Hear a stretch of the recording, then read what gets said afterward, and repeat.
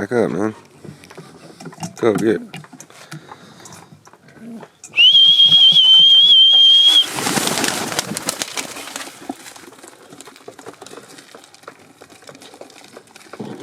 It's the main disadvantage to having dirt floors when it rains.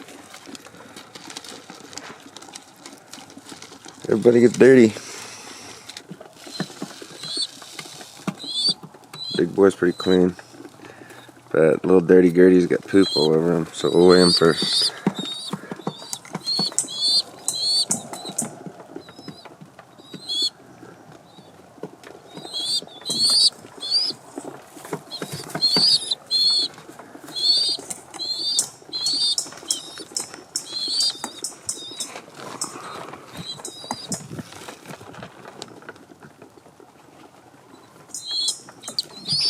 Sit in the bowl, please.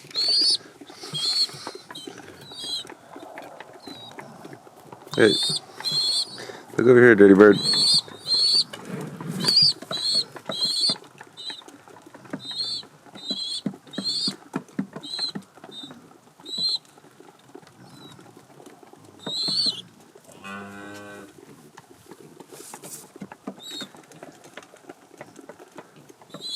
Alright, I'm gonna put you guys back.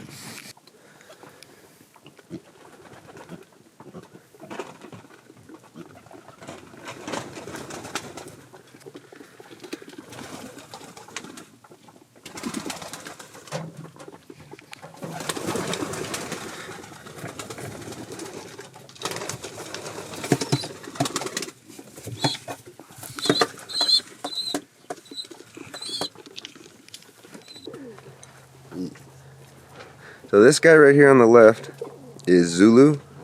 He was the best white out of the year. And this little gal on the right is Rainella. She is off of Taco and Chungus. And Chungus is one of my Scion whites.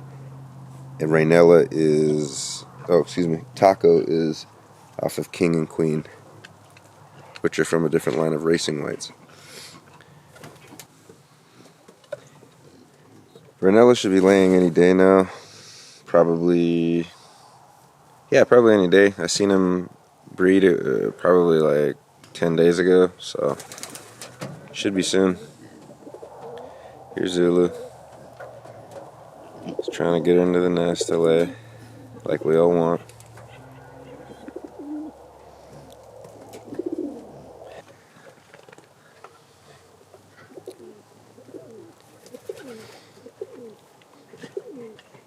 These two paired naturally, which is something that I do. A lot of people don't do it for a good reason.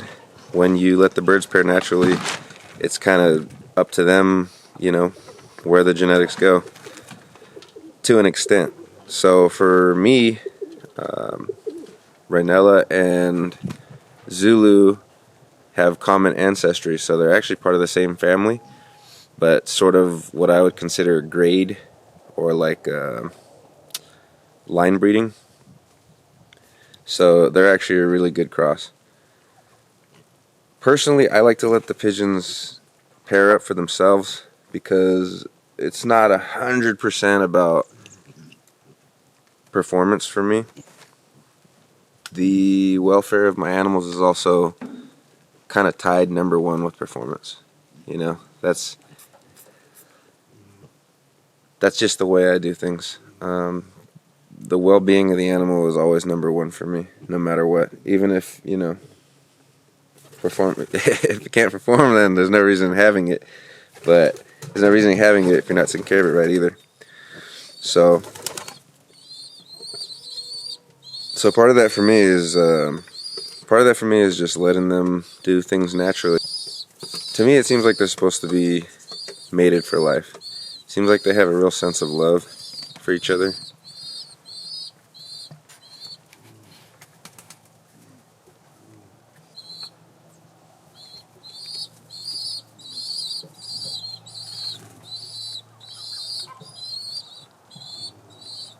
That's Zulu. That's Chungus. That's Zulu's dad. I'm sorry. This is Chungus. This is Taco's dad.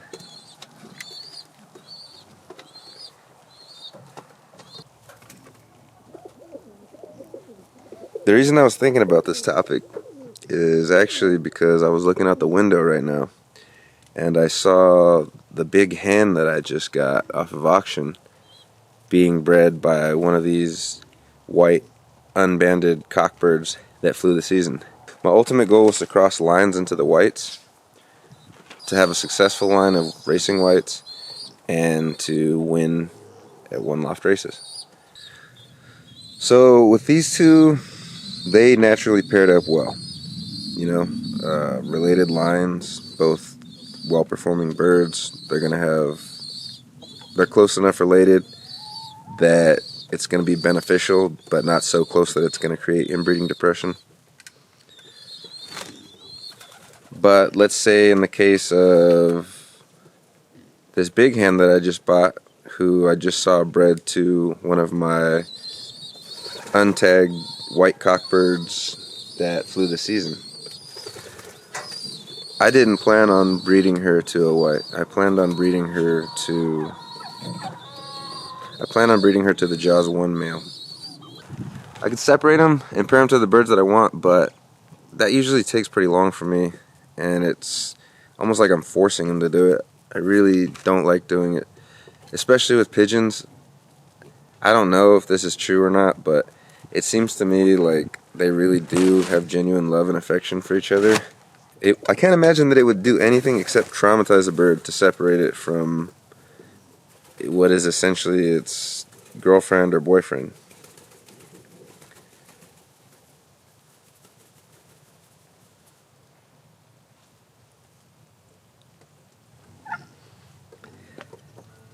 The only two birds in here that I absolutely need to have paired to each other is Cannonball and my winning one loft race bird. Those are my two best non-white birds, so I'd really like it if I could get them to pair up. But so far, neither of them has shown much interest, so just fingers crossed. Like the big hen here and the white cockbird, they didn't show any interest at all. They just, all of a sudden, when I was looking out the window earlier, I noticed they were kissing each other and doing pigeon stuff, and then they were breeding, and I guess that's that. So hopefully we get some eggs out of her soon. So as it stands, we have Zulu and Ranella paired up. We have Taco and Chungus paired up. And then big girl down there at the right, she's paired up to one of these white birds. I just gotta catch him in the act so that I can grab him and tag him. But otherwise, everybody else is just playing the field. So I'm waiting. I'm not really good at sexing the birds before they start doing mating stuff. So until that happens, I won't really be able to accurately tell who's a cockbird and who's a hen. I don't think it actually makes much of a difference as far as parenting or anything like that. I gotta imagine they enjoy life more coming home to the bird that they chose and that they love, but that could just be me anthropomorphizing and putting my human traits onto them. But I watch these guys a lot, and it seems like they genuinely care about each other, so it's just the way I do it. And I know it's not technically correct, but I love my birds. I want them to do the best they can and live the best life they can. So, yeah, I don't know. I'm not an animal psychologist. I can't ask them what they're feeling. All I can do is try to give them the best life I can and do what I feel is right. There. The hen on the right is off of Vegas hen, and that cockbird on the left is her mate.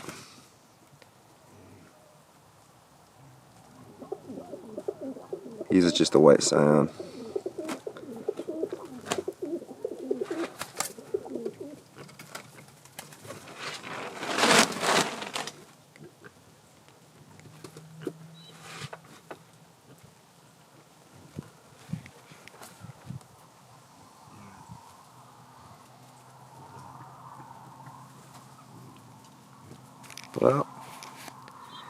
Well, now I'm not sure who's the mate. Well, now I'm not sure who's the mate, because this dude just got, okay, that's the mate, that's the mate. He just got kicked off for a second. He's not letting go of his girl. That is actually the mate. That confused me for a second. So this guy must be a cockbird too.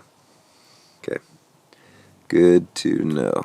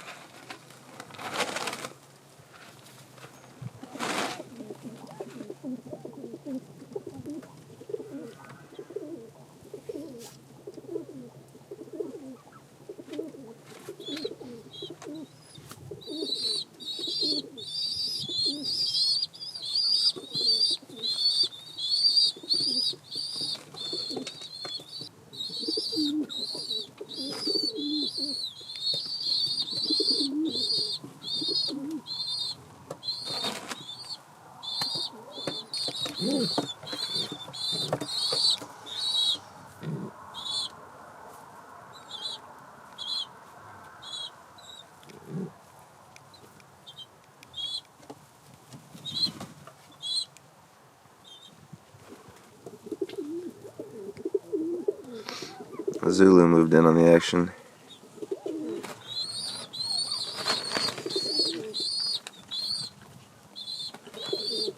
He saw these two scrapping and he had to get in there.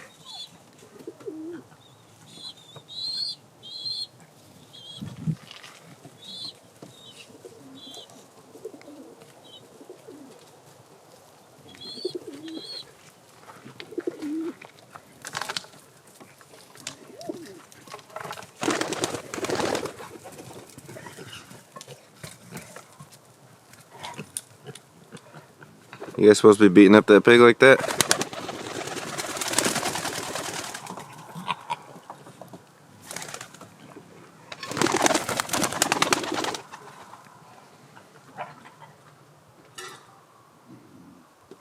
Hey, gorgeous, who are you? You don't want to talk? Okay.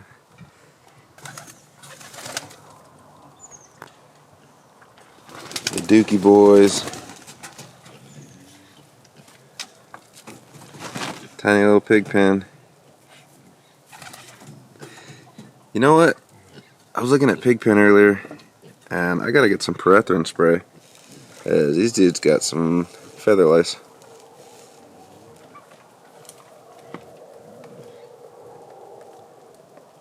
I got so many birds that, you know, they're always here somewhere. I use diatomaceous earth, and every now and then I'll give them a pyrethrin spray, but gotta do it probably once every 2 or 3 months. Stay on top of it, or else they start looking like this. Look how raggedy he is. He's definitely not a molt either. This is a breeding bird, and it doesn't even look half that bad. This is what he should be looking like.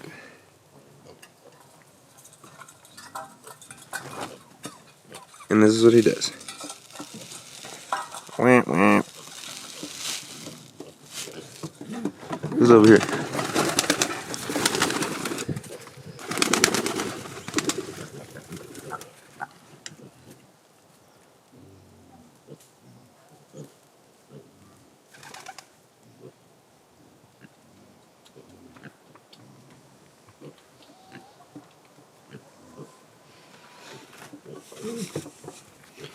Come on, give me some more footage, you guys.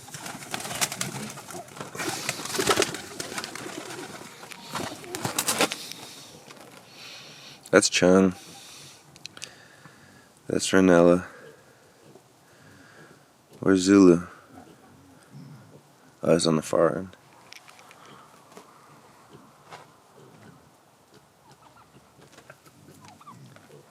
That's Ranella on the left. He doesn't have a name. He doesn't have a name. And he doesn't have a name. I know 2 of these are cockbirds now. Hoping that, oh, you know what? They might all be cockbirds. I don't know. I'll see when they start pairing up here.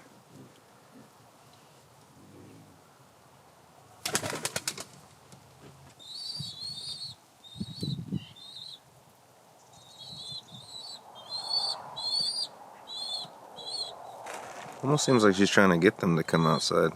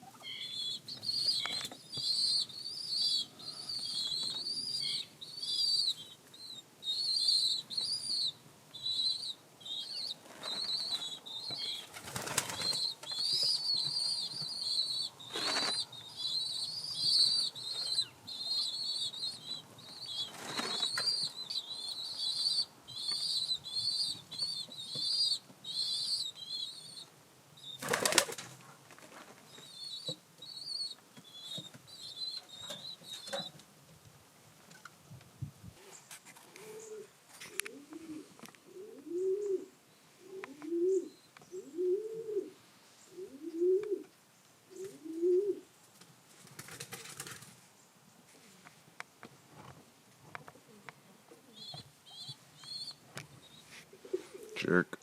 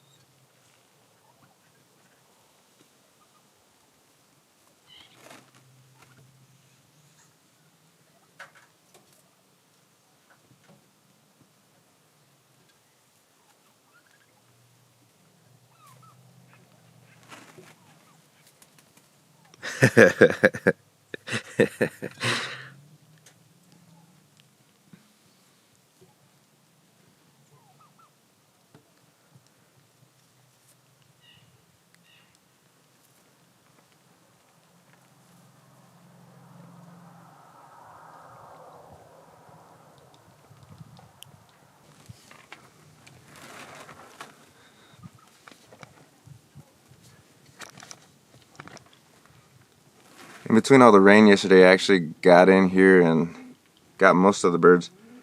I'm pretty sure I got Ranella, but I think hers fell off. But since I wasn't racing these birds in a club or anything like that, I never bothered to band them. I just put little markers on their legs, little zip ties, just for my own reference. Now that I have so many birds, it's getting hard to keep up with just the personalities and a little zip tie. So I went ahead and got some little plastic 8mm leg bands for them, just to make identification a little bit easier. Especially now that they're pairing up, I want to know who's who, so I can see which are my most productive pairs and, you know, which are kind of duds.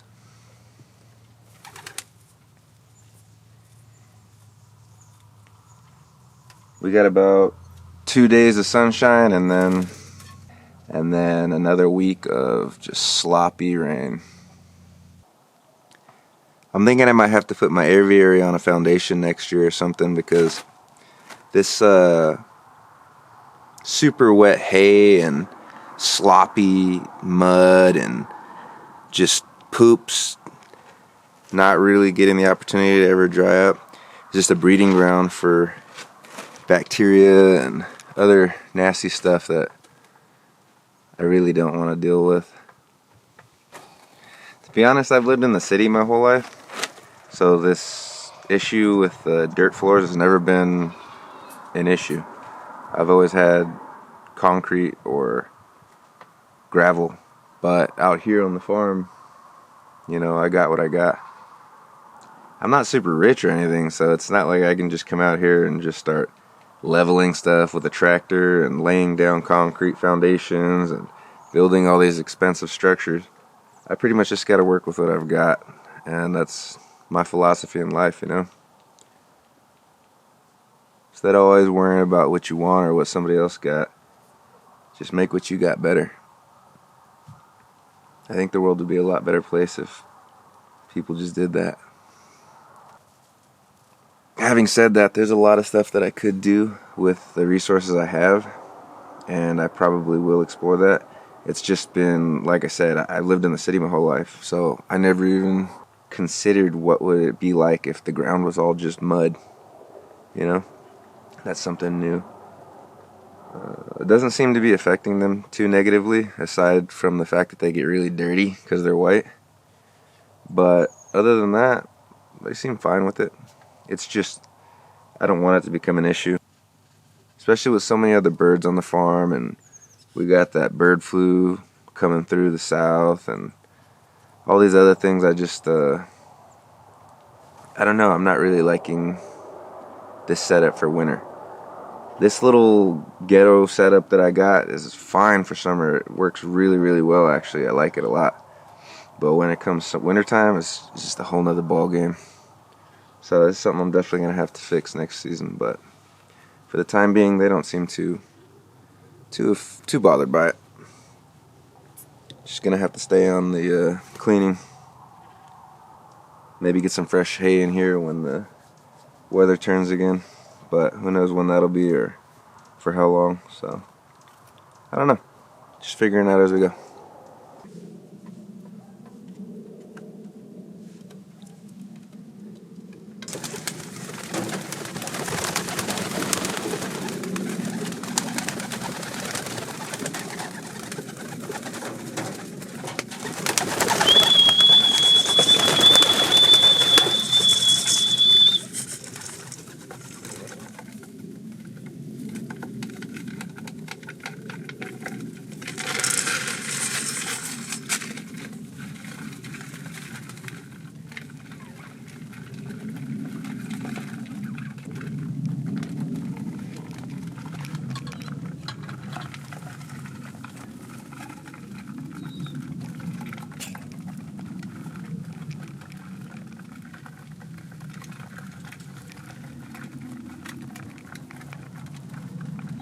He changed his mind.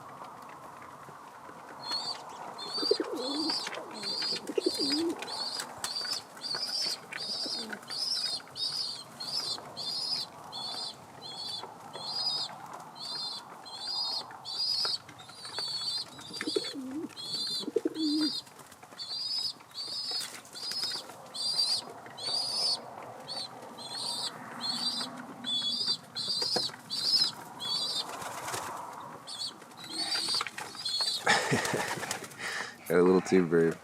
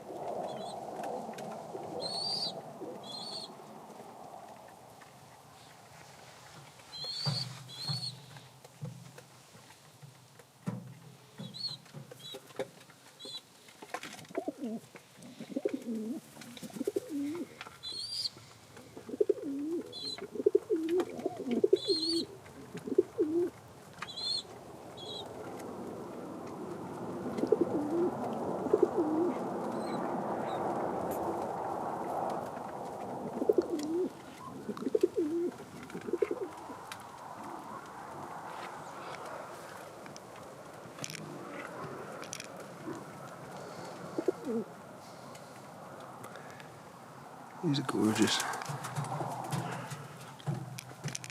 Absolutely gorgeous.